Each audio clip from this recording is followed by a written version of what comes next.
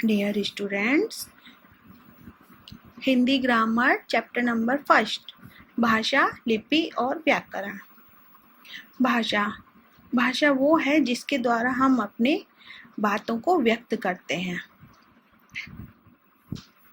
बच्चा जन्म लेने के साथ ही अपने भाव को व्यक्त करने लगता है। भूख लगने या कोई अन्य परेशानियां होने पर वह रोने लगता है।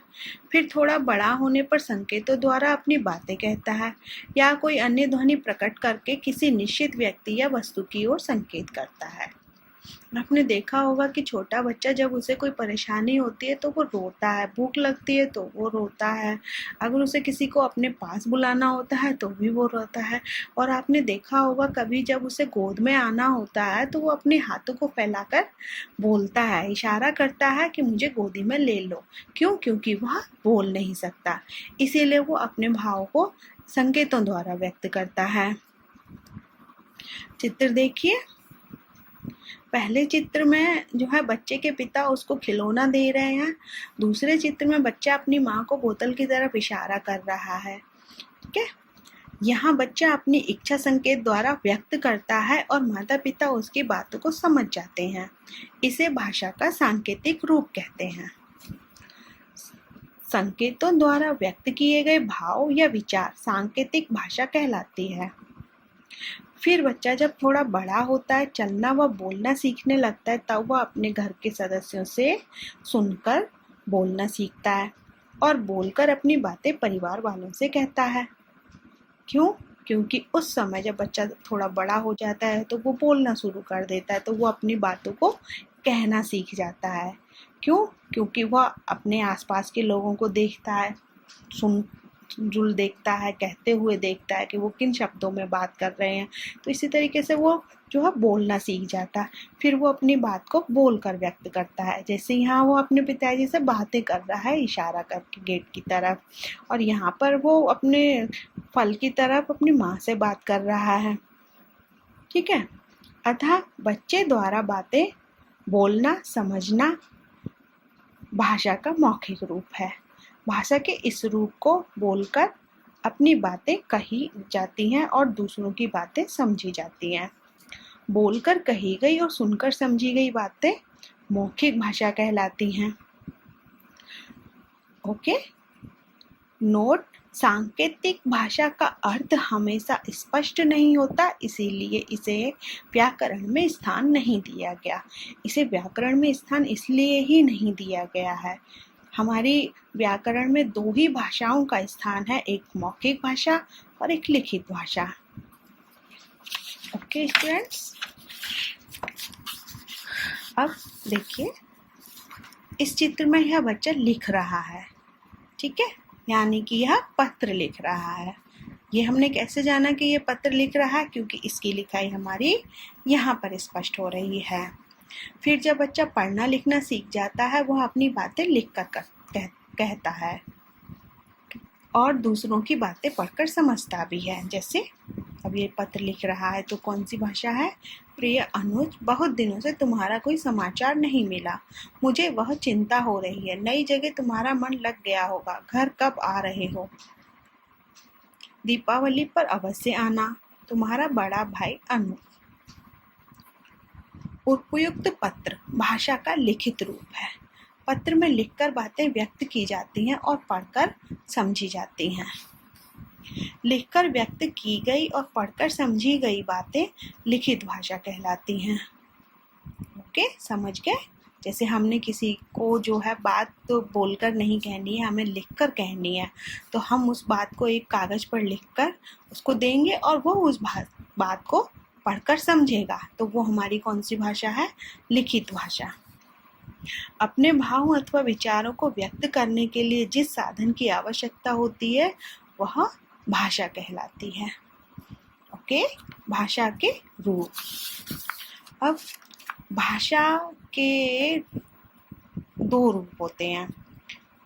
इस प्रकार भाषा के मुख्य 2 रूप माने जाते हैं, मौखिक भाषा, लिखित भाषा। अब ये देखिए यहाँ पे ये बात कर रहे हैं तो ये बोलना, ये म्यूजिक सुन रहा है तो यह सुनना। अब यहाँ पे ये लिख रहे हैं तो ये लिखित भाषा। पढ़ रहे हैं अखबार तो यह पढ़ने वाली भी लिखित भाषा में आएगा। भाषा अभिव्यक्ति के 4 कौशल हैं। भाषा अभिव्यक्ति मतलब हमारी भाषा के कौशल कितने हैं? 4। उनको व्यक्त करने के 4 कौशल हैं। बोलना, सुनना, लिखना, पढ़ना। संसार में अनेक प्रकार की भाषाएं बोली जाती हैं। इंग्लैंड में अंग्रेजी बोली जाती है, रूस में रूसी, चीन में चीनी, जापान में जापानी, फ्रांस में फ्रेंच भाषा का प्रयोग किया जाता है। अरबी, फारसी, स्पेनिश, जर्मन भी संसार की प्रमुख भाषाएं हैं। हिंदी। हिंदी भारत के एक बड़े भूभाग में बोली जाती है। इसे संपूर्ण संसार में सम्मान प्राप्त है। अहिंदी भाषी राज्यों को अलग अलग भाषाओं का प्रयोग होता है। पश्चिम बंगाल में बांग्ला, उड़ीसा में उड़िया, तमिलनाडु में तमिल, आंध्र प्रदेश में तेलुगु, कर्नाटक में कन्नड़, केरल में मलयालम, पंजाब में पंजाबी, गुजरात में गुजराती, महाराष्ट्र में मराठी आदि भाषाएं प्रयोग में लाई जाती हैं। ओके स्टूडेंट्स, भारत के संविधान द्वारा 22 भाषाओं को मान्यता दी गई है। लिपि। मौखिक भाषा को लिखने के लिए कुछ चिन्ह बनाए गए हैं। इन चिन्हों के लिखने का ढंग ही लिपि है। प्रत्येक भाषा की अपनी अपनी लिपि होती है। लिपि मीन्स लिखना। जैसे हिंदी हम लिखते हैं तो हिंदी में हमारे आ ए लिखे जाते हैं। इसी तरीके से अलग अलग भाषाओं में अलग अलग अक्षर लिखे जाते हैं, तो उन चिन्हों को हम लिपि कहते हैं। आपने भाषा देखी होगी, पंजाबी की लिखित भाषा दूसरी होती है, बांग्ला की लिखित भाषा दूसरी होती है, संस्कृत दूसरी तरीके से लिखी जाती है, इंग्लिश दूसरी तरीके से लिखी जाती है। तो इसी तरीके से हमारी भाषाओं की अलग अलग लिपियां होती हैं। जैसे हिंदी देवनागरी लिपि में लिखी जाती है, संस्कृत देवनागरी, गुजराती देवनागरी, कश्मीरी शारदा लिपि बोलते हैं उसे, German Roman, French Roman, Punjabi Gurmukhi, Bangla Bengali, Marathi Devanagari, अंग्रेजी रोमन, उर्दू फारसी, रूसी क्रिलिक। ये इन भाषाओं की लिपियां हैं। जिस तरीके से वो लिखी जाती हैं उन चिन्हों के ये मतलब एक तरीके से कहे जाए उन चिन्हों के ये नाम है, उस लिखने वाली भाषा के ये नाम है। किसी भी भाषा के साहित्य को धरोहर के रूप में लिखित भाषा लिपि के द्वारा ही रखा जा सकता है।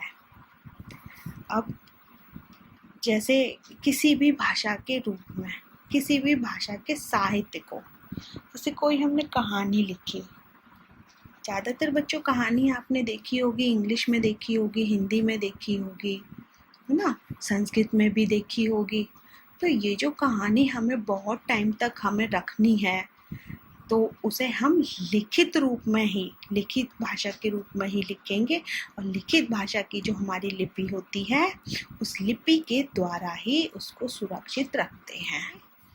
ठीक है बच्चों, ये व्याकरण हम आपको कल पढ़ाएंगे। आज आपके लिए इतना ही काफ़ी है। ओके।